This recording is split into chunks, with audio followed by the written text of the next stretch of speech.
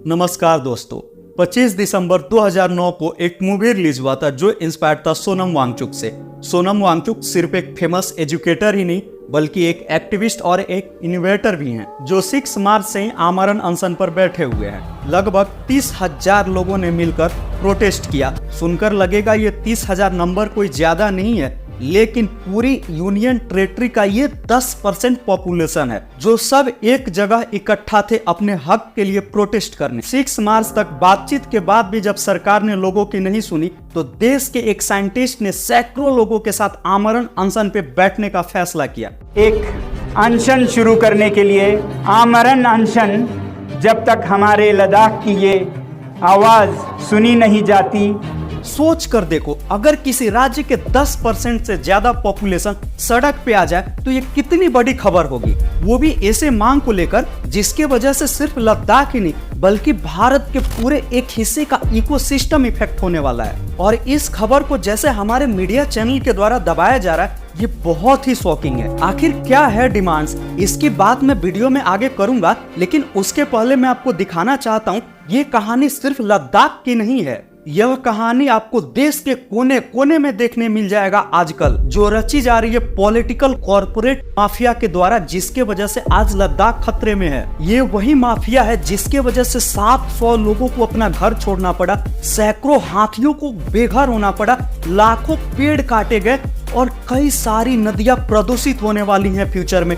बात हम हसदेव जंगल का कर रहे हैं। ये वही माफिया है जो मणिपुर के पहाड़ों को आग के हवाले कर दिया। ये वही माफिया है जिसके वजह से जोशी का मठ डूबा, और ये वही माफिया है जिसके वजह से आज लक्षद्वीप खतरे में है। और इस माफिया को अगर अभी नहीं रोका गया तो ये भविष्य में देश को अंदर से दीमक की तरह खोखला कर देगा। भूले तो नहीं आप, ऐसा ही एक माफिया आया था हमारे देश में आजादी के पहले और सैकड़ों सालों तक भारत को गुलामी की जंजीरों में जकड़ लिया।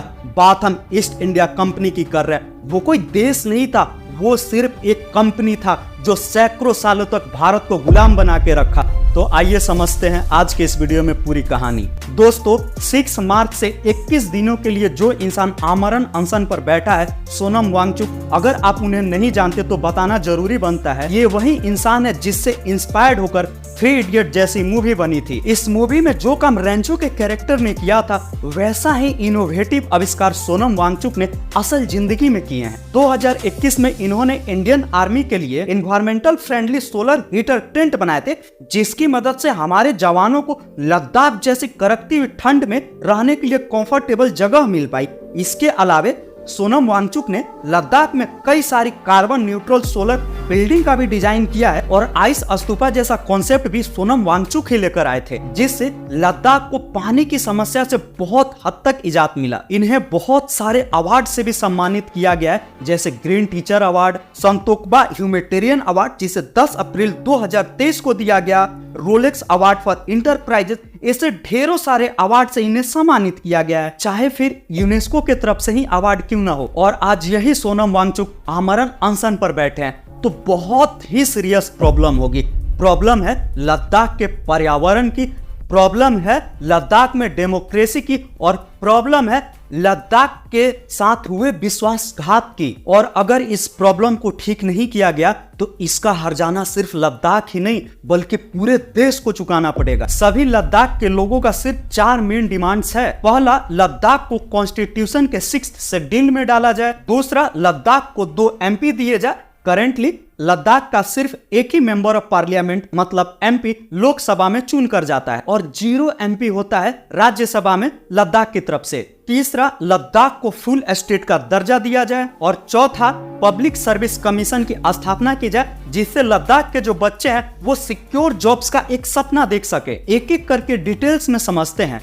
पहले, यह 6th शेड्यूल क्या है? यह कॉन्स्टिट्यूशन मतलब संविधान का वह हिस्सा है जिससे असम, मेघालय, त्रिपुरा और मिजोरम जैसे राज्यों के आदिवासी क्षेत्रों में डेमोक्रेसी को बढ़ावा देता है। आदिवासी लोग अपने खुद के ऑटोनोमस डिस्ट्रिक्ट काउंसिल और ऑटोनोमस रीजनल काउंसिल बना सकते हैं, जिसे ADC और ARC भी कहा जाता है। ये बेसिकली वहाँ के लोगों के द्वारा चुने जाते हैं जो एडमिनिस्ट्रेटर करते हैं लोकल लेवल पर। आदिवासी लोग अपने जमीन, जंगल और कल्चर को प्रोटेक्ट करने के लिए खुद का कानून बना पाए, बाहर के लोगों का उनके अंदर दखल ना हो पाए, इसी के लिए इसका गठन किया जाता है। और यह विशेष प्रावधान संविधान के आर्टिकल 244(2) और आर्टिकल 275(1) के तहत प्रदान किया जाता है। अब आप सोचोगे लद्दाख में तो कोई जंगल है ही नहीं, फिर लद्दाख के लोग ऐसा डिमांड क्यों कर रहे हैं? इसके पीछे कई सारे कारण हैं। और हाँ, यह सही है कि लद्दाख में आपको जंगल देखने नहीं मिलेगा, लेकिन हर एरिया का अपना एक नेचुरल बायोडाइवर्सिटी होती है। और सोनम वांगचुक ने कई बार समझाया भी है कि जो लद्दाख का एरिया है वो क्लाइमेट को लेके बहुत ही सेंसिटिव है, बहुत ही ज्यादा नाजुक है। ये सह नहीं सकेगी लद्दाख का पर्यावरण ऐसा औद्योगिक विनाश, कहूंगा मैं तो विकास नहीं। पूरे हिमालय में देख रहे हैं आप, हिमाचल से लेके सिक्किम तक क्या हो रहा है नतीजा ऐसे विकास और विनाश का।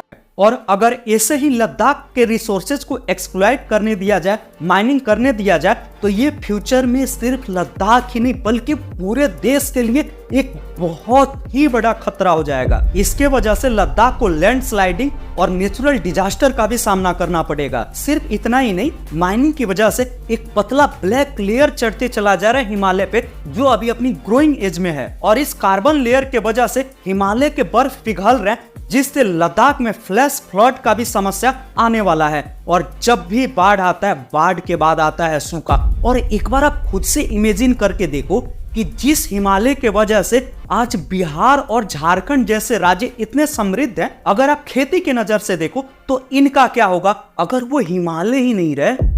तो जो ये हमारा बिहार है, जो झारखंड है, ये इतना बड़ा मरुस्थल बन जाएगा कि आप सोच भी नहीं सकते हो। इतना बड़ा मरुस्थल तो शायद सहारा का रेगिस्तान भी ना हो। तो इतना ही नहीं, माइनिंग की वजह से जो हानिकारक गैसें निकलती हैं, जैसे कार्बन डाइऑक्साइड गैस, जैसे कार्बन मोनोऑक्साइड गैस, जिसे हम ग्रीन हाउस इफेक्ट भी बोलते हैं, और इसके वजह से जो बर्फ है वो और तेजी से पिघल रहा है। फिर आप सोच के देखो ये कितनी बड़ी समस्या है। क्या ये सिर्फ लद्दाख की समस्या है या पूरे देश की समस्या है? एक झलक देखते हैं IPCC 2022 की रिपोर्ट का, जो टाइम्स ऑफ इकोनॉमिक्स में छपा था। 90% ईयर लॉन्ग ड्रॉट हिमालय में देखने मिला है, जिस हिमालय के वजह से आज हमारे बिहार और झारखंड जैसे राज्य समृद्ध है, वहां 90% ईयर लॉन्ग ड्रॉट, मतलब सिर्फ 10% ही हिमालय के रीजन में बारिश हुई है। ये कितना बड़ा इशू है आप सोच भी सकते हो।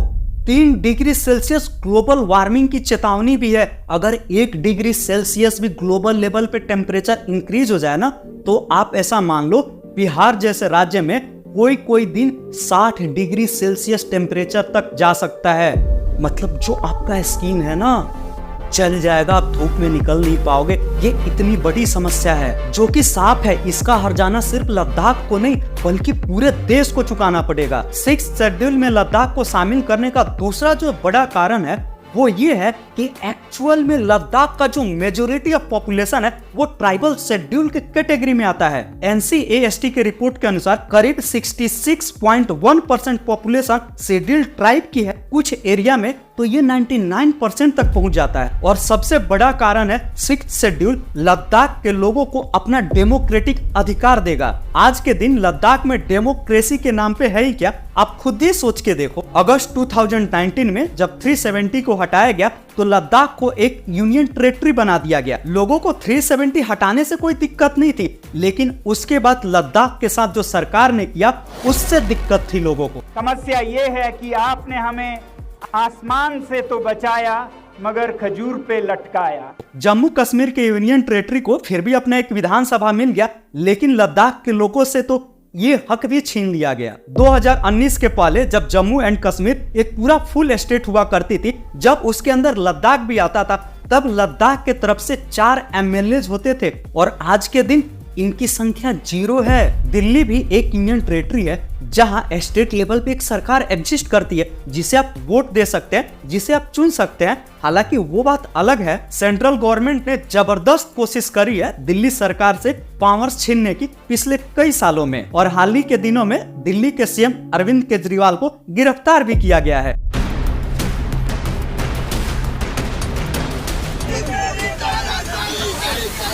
लेकिन लद्दाख से तो ये भी हक छीन लिया गया। स्टेट लेवल पे कुछ ऐसा है ही नहीं जिसे लोग वोट दे सकते हैं। वो वोट भी दे सकते हैं तो सिर्फ लोकसभा के इलेक्शन में, और वहां भी लद्दाख को सिर्फ एक एमपी दिया गया है। इसी कारण लद्दाख के लोग डिमांड कर रहे हैं कि लद्दाख को 6th शेड्यूल में शामिल करो, जिससे लोग एडीसी और एआरसी को लोकल लेवल पर चुन पाए, जो अपनी जमीन को स्टेट लेवल पे एक्सप्लॉइट होने से रोक पाए। कम से कम फुल स्टेट का दर्जा नहीं दे सकते तो इतना तो हक उनका बनता ही है। और सेंट्रल लेवल पे कम से कम 2 एमपी तो होने चाहिए, जिससे जो लद्दाख का प्रॉब्लम है वो पार्लियामेंट में उठा पाए। नहीं तो डेमोक्रेसी के नाम पे ये कौन सा भद्दा मजाक है लद्दाख के साथ। आज से 4 साल पहले केंद्र सरकार ने खुद डिमांड उठाई थी लद्दाख को 6th शेड्यूल में शामिल करने के लिए। फिर आखिर क्या कारण है कि बीजेपी अपने खुद के ही किए गए वायदे को पूरा नहीं करना चाहती। इनफैक्ट सिर्फ सरकार का डिमांड नहीं था लद्दाख को 6th शेड्यूल में शामिल करने का,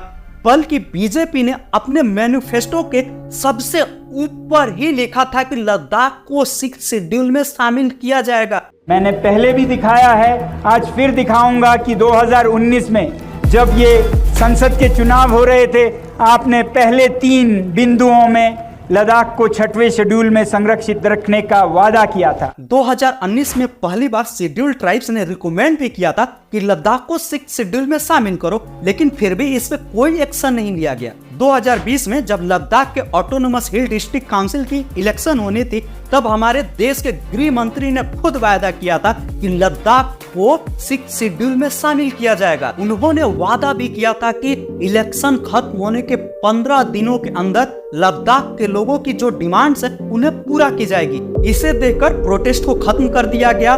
बीजेपी 15 सीटों से इलेक्शन जीत भी गई, लेकिन उसके बाद कोई एक्शन नहीं लिया गया। दिसंबर 2021 और नवंबर 2022 में भी प्रोटेस्ट देखने मिले। बीच में सरकार के साथ बातचीत भी हुई, लेकिन सरकार अपना स्टैंड क्लियर नहीं कर पाई और साफ साफ इनकार कर दी कि हम लद्दाख को 6th शेड्यूल में शामिल नहीं करेंगे, जिसके वजह से आज के समय सोनम वांगचुक जैसे महान साइंटिस्ट को सैकड़ों लोगों के साथ आमरण अनशन पर बैठने की जरूरत पड़ी। बहुत ही सिंपल सा डिमांड्स है। ऐसा भी नहीं है कि अगर सरकार इन डिमांड्स को मान लेती है तो हमारे देश का पूरा सिस्टम ही इधर से उधर हो जाएगा। फिर सरकार अपने किए हुए वायदे से पीछे क्यों हट रही है? कारण एकदम सिंपल सा है, अगर 6th शेड्यूल में लद्दाख को शामिल कर दिया जाए, फिर मोदी सरकार का कोई भी पावर नहीं चलेगा लद्दाख के रिसोर्सेज के ऊपर, लद्दाख की जो जमीन है उसके ऊपर। एडीसी और एआरसी कैसे काम करती है, अगर आप इसके फंक्शन को देखोगे